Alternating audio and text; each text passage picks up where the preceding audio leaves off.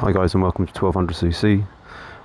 Today I'm just going to be doing a review of my 2022 Triumph bobber. I've had this for about 8 months now. It's done about 1300 miles, and I've done a few little tweaks to the bike. As you can see, I've got a motorcycle slip-on pipes. I've blacked out a few little bits on the bike. What else have I done? I've got heated grips. I have got an auxiliary power supply fitted to it, a rad guard.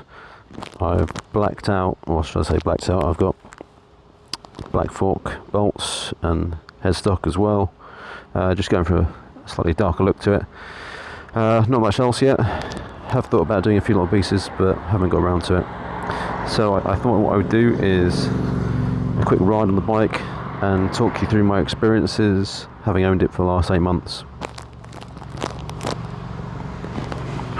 Would help if I put the right hand in the right glove. That is a great start. So I did a 500 mile review about a month into owning this bike. I thought it's only fitting to do a subsequent one 8 months down the line. So anyone who's thinking about buying one of these, this might be a useful one for you to watch.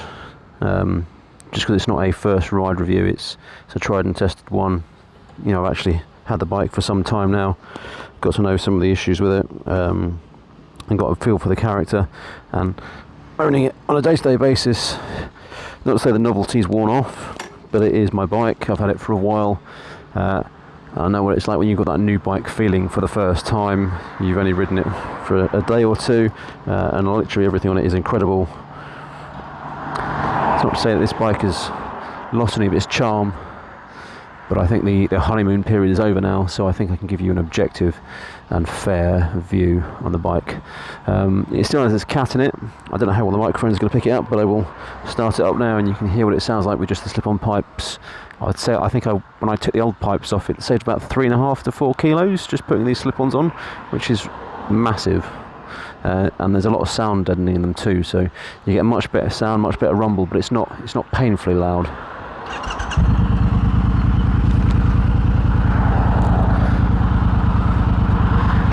Okay, let's go.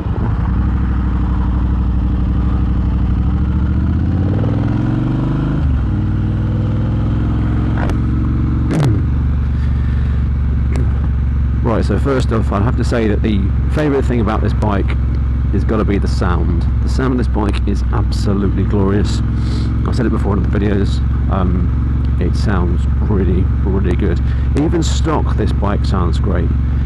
You take off the pipes at the back and you put these slip-ons on, and it's so much richer.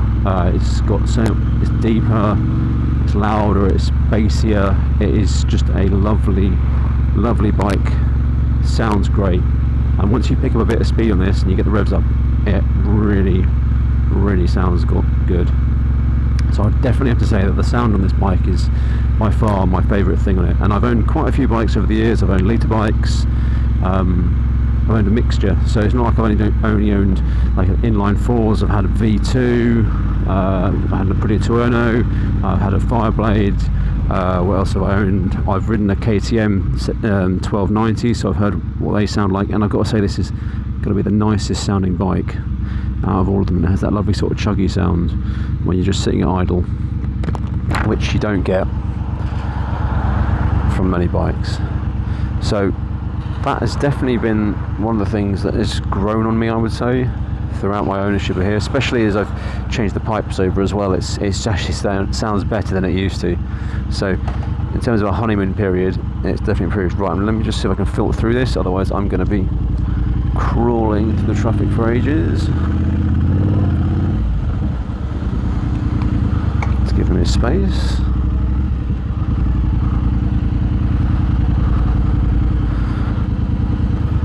Okay, so anyone who's not from the UK, you can filter in this country. Oh, we're both thinking about doing it.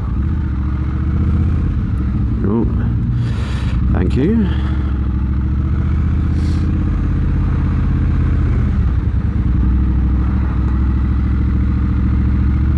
find it interesting when I watch a lot of American videos and people are shocked that people are doing this. When I did my actual bike test, I was told by the instructor that I wasn't doing enough filtering, and I was actually physically instructed to do more. So yeah, different countries, different rules. So anyway, getting back to this review of this bike. So the sound sounded great when I bought it. It sounds even better now, so it's actually improved. What else can I say about this bike? The handling. Handling this bike is not the same as you would get from a sports bike. I also own an R6, which I do track days on, and in comparison that thing handles so much better than this. I mean, it is night and day. But then that weighs like, I think that weighs like 100 and I want to say like 180 kilos or 190 or something like that, whereas this bike weighs a whopping 250 kilos, which is an absolute ton. Okay, guess I'll go around this side of them then. So this bike is like a boat in comparison weight wise, but, and this is the big but, it still handles brilliantly. If you compare it against other things in its class, I think it's a really, really good bike in terms of its handling. And on the public roads, I don't think you're going to really want too much more. I know there's a couple of guys that I've spoken to that have problems with the ground clearance, and they're scraping the pegs too much, and they've ended up changing the bike out for something with slightly higher foot pegs because they got fed up in some corners. But you've got to be a pretty quick rider to have that problem. If you're just riding generally, then I don't think you're really going to have that problem too much. If you're a pretty damn quick rider and you ride quite aggressively, then yes, possibly that's going to be a problem. But it's not the handling that's the problem, it's just the ground clearance and the pegs. The actual handling is pretty good. So I would say, having ridden this now for a while, I would say I'm more confident in handling this bike than I was when I first got it. I think I've realised that its limits and its capacities are way, way beyond where I thought they were. And there's been times when I've babied this bike on other rides, and I've been out with other guys who've got bobbers as well. And you see how much quicker they can go, and how much more aggressively they can take corners. And I've realised that I was not giving this bike its due. It's actually got far better handling than I thought it would. So yeah, I would say the handling of this bike's actually really good for what it is. But it's not a sports bike. And my only major criticism with this bike when it comes to handling, and that's through the suspension, is that the rear shock is rock solid. And I know people have said, oh, it softens up over time, ride it for long enough and it will become more comfortable. Well, I've got a slight neck issue at the moment, and I've hit a few bumps on this which I've not been expecting to hit, and I thought I was going to break my back in the process because it was such a shock that jolted through my spine. It is brutal. And yet I've ridden other bikes and hit similar potholes and so forth, and it's been minor. So the rear shock on this bike is not good, and after 1300 miles it has not bedded in any more than it did when I first got it. So I know a lot of people replace it and they say it transforms the bike. I have not replaced this yet. If I decide to sink some money on this bike, then that will definitely be one of the first improvements I purchase, because there's nothing worse than running around terrified that you're going to accidentally hit a pothole and worried about the jarring pain through your back, because it is not pleasant. So we've got sound, we've got handling, looks. Well, I think this bike looks amazing. I'm going to be biased, I bought it, but I really like the look of it, and I love some of the different styling things you can do to it. My only issue with the customization of this bike is that everyone seems to be customizing it in exactly the same way. So you have bikes that look bone stock, and then you have bikes that look like air quote custom, but they all look pretty much the same because everyone's doing the same thing to them, because that's what makes it look better. So it becomes a little bit frustrating in a way, because if you want to put your own individual mark on the bike, it's very hard, because the kits that are out there, the bits you can do to like deleting the fender or putting the lights by the seats instead. Everyone else has already kind of done it, so it just kind of feels like you're following the crowd. It's not so unique. You always stand out more if you just leave the bike in its standard state. But I will say I think the rear light cluster on these bikes is absolutely horrible. It's disgusting. It's the worst part of this bike by a mile. I know they've got to probably fit some sort of legislation or regulations and those sorts of things, but yeah, that is the one bit of this bike that I just don't like at all. But doesn't seem to be many solutions for it, and everyone seems to be going for the same options really, so there's no sort of individuality, but it is what it is. I'm not a metal fabricator, so it's not like I can just create something new, but it does kind of make me feel like, well, do I want to pay all that money just to look like everyone else? But it does look pretty good, so I might probably do. What else can I tell you about this bike? Well, I haven't had any mechanical problems at all. I've read some people having some issues with things stalling or not starting properly, but I think that might have been some of the older models. My 2022 model, I have had literally zero mechanical problems with it. It has run perfectly, absolutely perfectly, without fault. I've got literally nothing I can complain about in terms of its build quality or running and everything else. It is perfect. There's nothing else I can really say about it apart from that. I've had my last bike I bought before, I had a KTM, and occasionally when I was dropping down from high revs from about, when I was on a kind of 50 mile an hour road or something down to 30, and I'd blip the throttle to drop it down.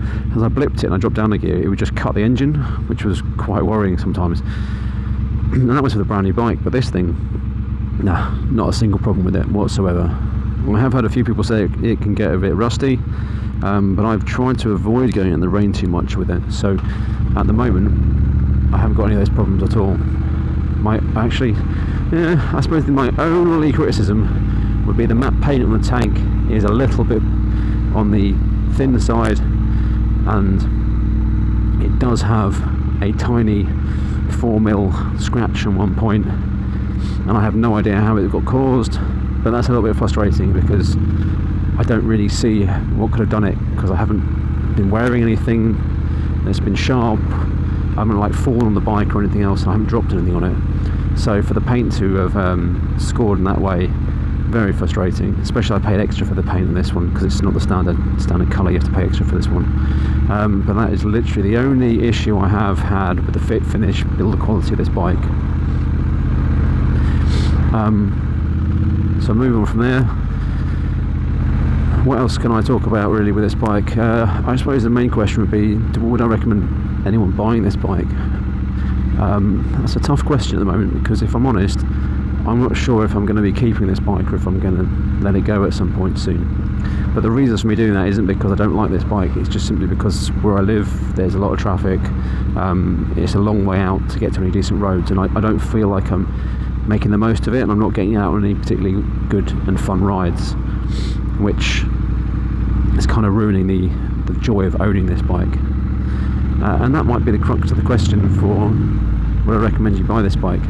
If you like pootling around on a bike, just chilled out, cruising along, yeah, buy this bike if that's the way you like to ride. If you live in the countryside, or you're close to the countryside and you can get out on some decent roads for a decent ride, yeah, buy this bike. If you're like me and you're stuck right in the outskirts of the city, but you're going to be travelling hours and hours to get anywhere to be able to ride it, and you don't have time normally or very rarely to do that, well, then you might need to think twice about it, because it's a quite an expensive purchase just to be sitting in your garage not being used. But that is a very specific circumstance. I would say in general, if you like the look of this bike, you like this sort of style of bike, you won't be disappointed.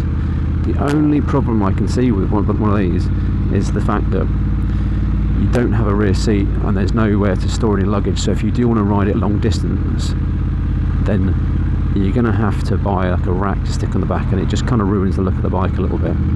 But this tank's pretty good. It gets me a good like 140 miles plus. I know people complained that the seats were really painful. Well, the new seat on this model is not like that at all. It's way better than the old ones. So I know loads of people end up spending a fortune replacing them. I don't think you actually need to replace this seat unless you're going to be doing about 8 hours plus. It's fine. I've done 8 hours on the bike in a day or just under, and yeah, my arse was a bit sore by the end of it, but it wasn't horrific. I think it'd probably be quite sore with any motorbike. So yeah, I would say overall I don't really have any criticisms for this bike. This bike is exactly as I was expecting it to be, and it's lived up to everything I was expecting it to be able to do, and it's actually surpassed it in many ways.